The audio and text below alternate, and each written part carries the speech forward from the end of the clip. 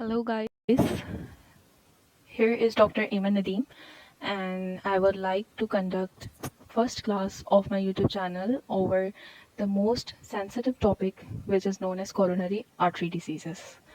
Now what is coronary artery disease? So coronary artery disease is any etiological condition that causes alter or impairment of blood flow to the myocardium of the heart. Now, what some people is still confusing, what is the myocardium? So we are well aware about the heart, that heart has three layers and it includes endocardium, the center one, which is also a muscular layer known as myocardium, and the outer one is pericardium. Now, what can cause the coronary artery disease? Basically, the coronary artery is the main blood supplying artery to the heart myocardium.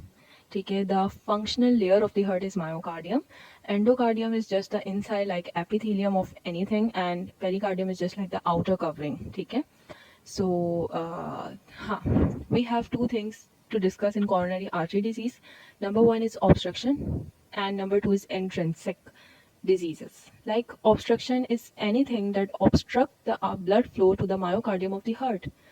It can be atheromatous cholesterol plaque. Okay? It may be a thrombus. It can be embolus. Everything is associated with atherosclerotic cardiovascular heart disease. Now the second thing is intrinsic diseases. So what we include in intrinsic diseases, there is a valvulitis and the spasm of smooth muscles in coronary artery. Okay? We all know that in artery there are three layers: tunica intima, tunica media, and the third one is tunica adventitia. Tunica media is the layer in which there are abundant of smooth muscles which help in constriction of blood vessel as well as in relaxation of blood vessel or dilation of blood vessel. So this is the intrinsic. Okay? The intrinsic cause is most commonly associated with Prince metal angina, which is basically a condition in which coronary artery is vasospastic disease. And the plus point of Prince metal angina is the cocaine. Okay? Cocaine is a powerful vasoconstrictor and also a stimulant, and it will influence coronary artery. Okay? So move to the atherosclerotic cardiovascular disease. Okay, so while going towards the discussion of atherosclerotic cardiovascular disease, I want to explain one thing. What is athero and what is sclerosis? Athero is the word taken from atheromas. And what are the atheromas? Atheromas is the fibrofatty plaque or something, okay, or which is soft, okay, soft tissue, like not tissue but it is a fibrofatty soft substance, okay. Third one is sclerotic.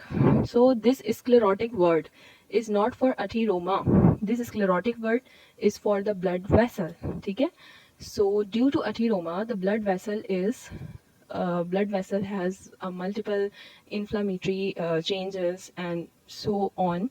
So the blood vessel would turn into a hard, rigid pipe-like structures. Okay? So atherosclerotic cardiovascular disease. Number one, we are going to discuss its risk factors. So what are the risk factors of atherosclerotic cardiovascular disease? Number one, and worldwide most common risk factor, is diabetes.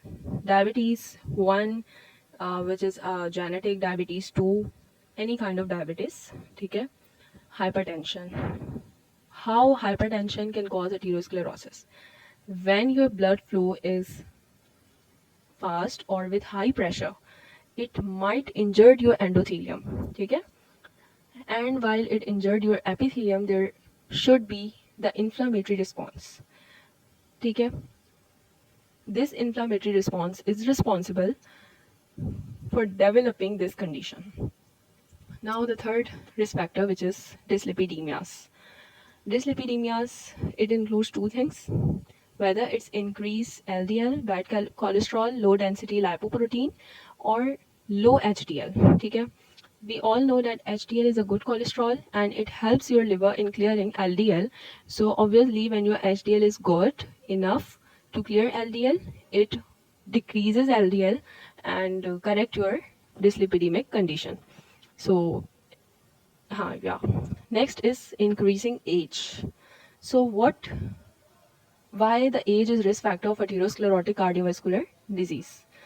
Increasing age, basically, when you age, there is a lot of wear and tear in your body. So, because of the aging mechanism, because of the wear and tear, there is a lot of fibrosis in vessels, which causes hardening of vessel, rigidity of vessel, or promote atheromatous formation, atheroma formation due to ongoing inflammation. So, increasing age is one of the important factor in development of atherosclerotic cardiovascular disease. The next thing is sex, gender. So, in gender, there are males always greater risk for the than premenstrual women, and equal risk to the postmenopausal woman. Sorry, I just mix one thing. In the sex, male has greater risk than the premenopausal woman. Okay, but equal risk with the postmenopausal woman. And we know that it because of the estrogen protect women, and post menopause there is low concentration of estrogen, so there will be a high risk of atherosclerotic cardiovascular diseases. The next thing is family history, first degree relative. Okay, so family history is important. And the last one thing, any toxic, any alcohol, smoking that can cause endothelium injury, promote inflammation, is also a risk factor for atherosclerotic cardiovascular diseases. The one thing to note that when we consider a race, okay, atherosclerotic cardiovascular diseases are fairly more common in non-Hispanic blacks. So when you get that race, you should suspect atherosclerotic vascular disease in a non-Hispanic black patient. Next thing is, now we are done with the risk factors. So